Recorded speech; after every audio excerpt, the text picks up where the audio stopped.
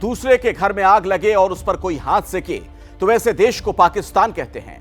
भारत में पैगंबर मोहम्मद को लेकर सत्ताधारी पार्टी की पूर्व प्रवक्ता ने बयान दिया तो पाकिस्तानी हुकूमत की बाँछें खिल गईं। बम, गोली, हथियार से, आतंकवाद से वो भारत का कुछ नहीं बिगाड़ पाया। तो अब सोशल मीडिया के जरिए हिंदुस्तान के खिलाफ साजिश रच रहा है। कैसे पाकिस्तान ने एक बयान को लेकर भारत के खिलाफ प्रोपेगेंडा वॉर छेड़ी और कैसे सोशल मीडिया पर भारत को बदनाम करने के लिए झूठ का प्रपंच रचा गया, देखिए हमारी एक खास रिपोर्ट।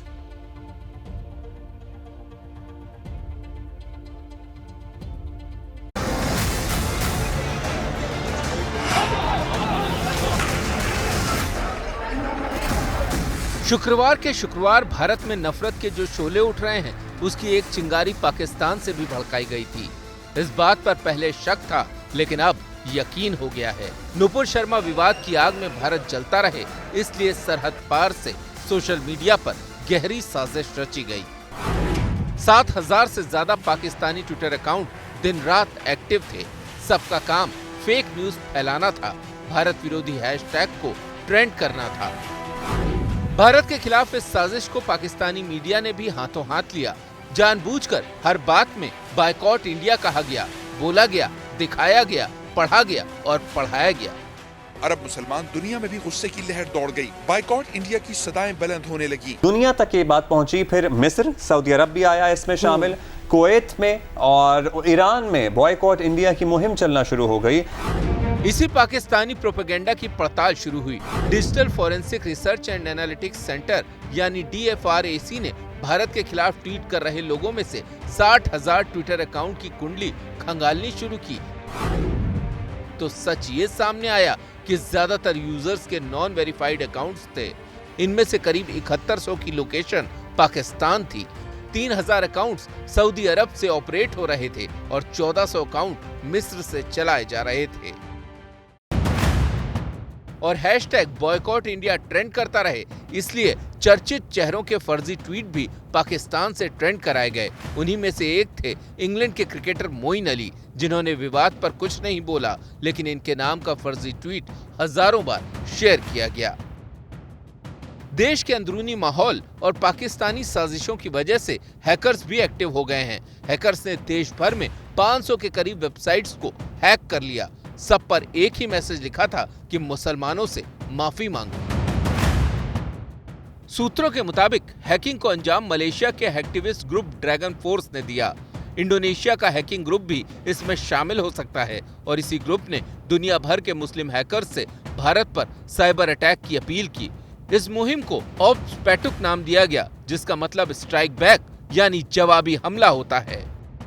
इंडिया में कोई ऐसी टीम होने का फिलहाल हमारे पास में कोई एविडेंस अभी तक नहीं आया है। हम लोग उसका इन्वेस्टिगेशन कर रहे हैं। हम लोग इसमें लीगल एक्शन तो जरूर लेंगे, लेकिन साथ में हमारा दोनों जो एक्शन है वो पैरेलल चलेगा। गवर्नमेंट की जो 3 वेबसाइट थी, जिसमें एक रिस्टोर हुई है और आज की जो थी उसको हम लोगों ने टेक डाउन किया है और उसका रिस्टोरेशन का काम चल रहा है। सर्जिकल स्ट्राइक करके भारत ने पाकिस्तान समेत दुनिया को अपनी ताकत दिखाई थी, लेकिन अब जरूरत सोशल मीडिया पर बैठे दुश्मनों पर सर्जिकल स्ट्राइक की है, नहीं तो ये देश के लिए बहुत बड़ा खतरा बन सकते हैं। देखिए, पाकिस्तान की सरकार हिंदुस्तान में मुसलमानों की दुर्दशा का रोना रो रही है। हिंदुस्तान में मुसलमानों की स्थिति क्या है, ये बताने से पहले आप ये जान लीजिए कि पाकिस्तान में ही अहमदिया और हजारा मुसलमानों की क्या हालत है। अमेरिकी विदेश मंत्रालय की तरफ से इंटरनेशनल रिलीजियस फ्रीडम की एक रिपोर्ट इसी महीने जारी हुई है। उस रिपोर्ट में कहा गया कि अहमदिया मुसलमानों को पाकिस्तान में लगातार सताया जा रहा है। उन्हें वोट का अधिकार नहीं है और अगर वो अपने हकों की बात करते हैं, उनका कत्ल तक कर दिया जाता है। हर साल पाकिस्तान में हजारों अहमदिया मुसलमानों की हत्या हो जाती है। 1984 से 2019 के 35 वर्षों में पाकिस्तान में 265 से ज्यादा अहमदिया मुसलमान मारे गए, 393 से ज्यादा पर जानलेवा हमले हुए और इस दौरान 70 ऐसे मामले आए जब आम मुसलमानों की कब्रगाह में अहमदिया मुसलमानों को दफनाया नहीं गया। 39 ऐसे मामले भी आए जिन्हें कब्र में दफनाया गया। उन अहमदिया मुसलमानों की लाश को वापस बाहर फेंक दिया गया।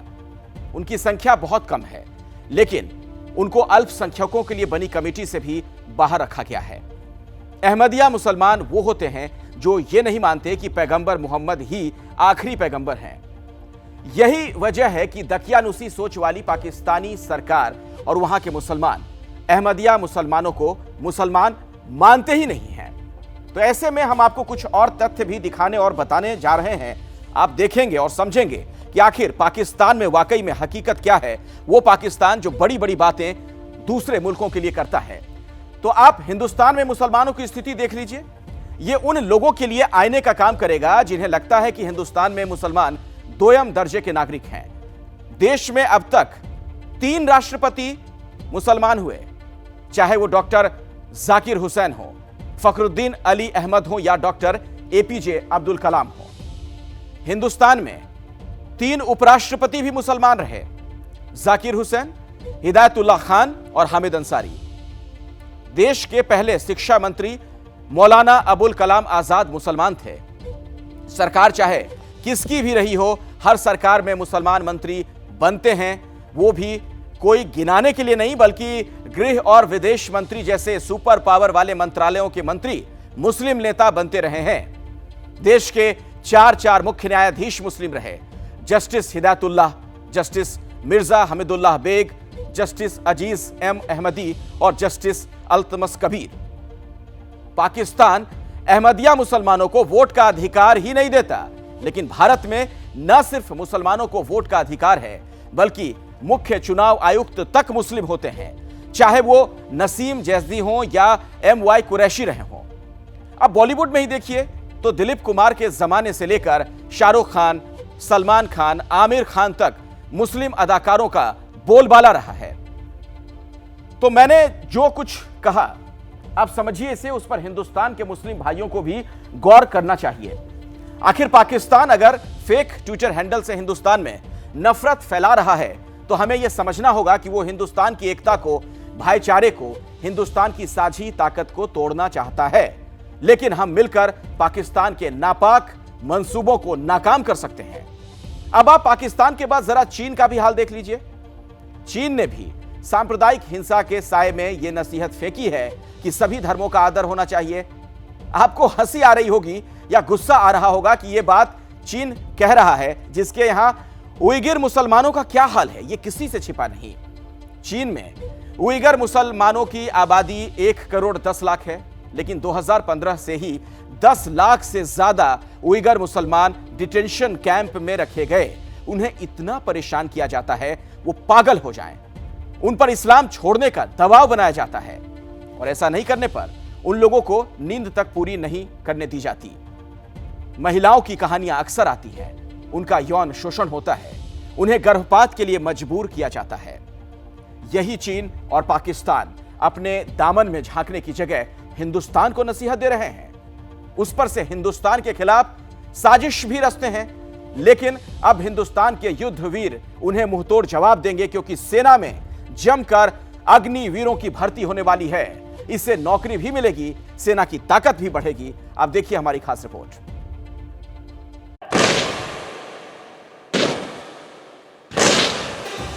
तू न थकेगा कभी, तू न थमेगा कभी, तू न मुड़ेगा कभी। कर शपथ, कर शपथ, कर शपथ।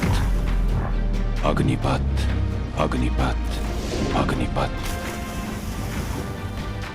ये वो अग्निपथ है जिस पर चलने का मौका किस्मत वालों को ही मिलता है।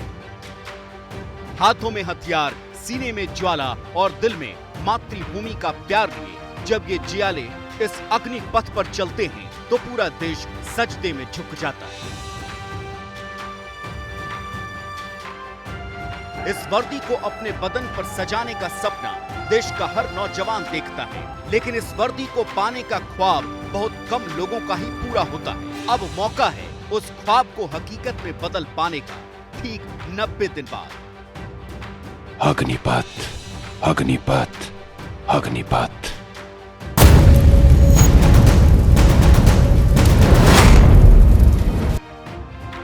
युवा भारत की ये युवा फौज अग्निवीर के नाम से जानी जाएगी। मौका तीनों सेनाओं में भारत मां की सेवा का मिलेगा।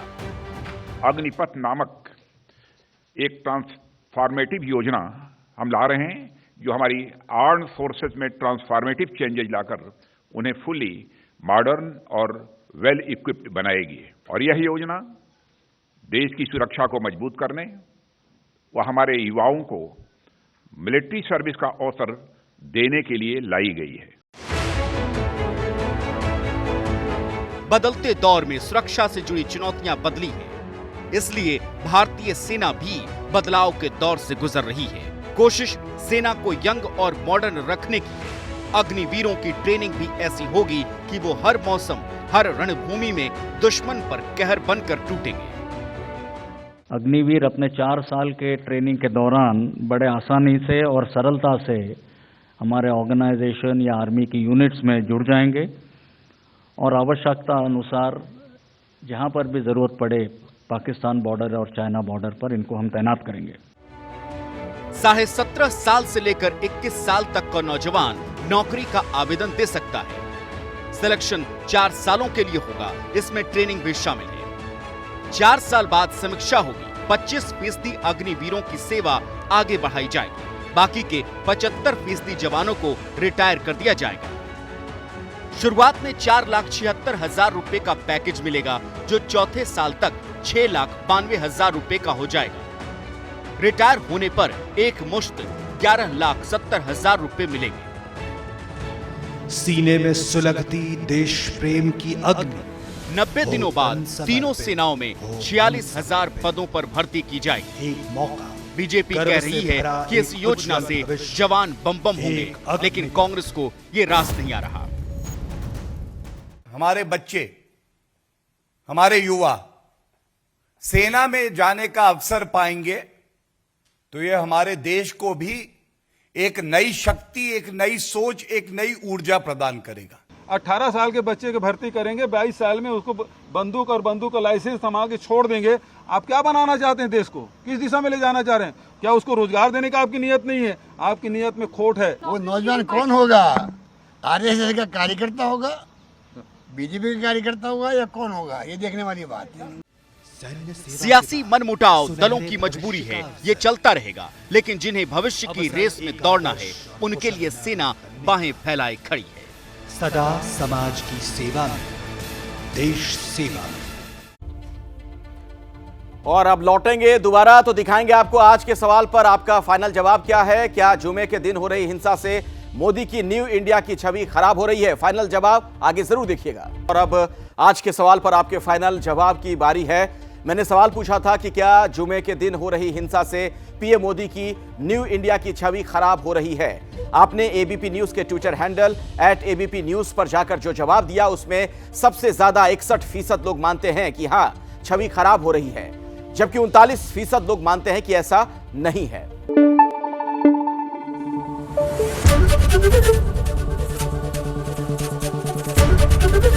एबीपी न्यूज आपको रखे आगे।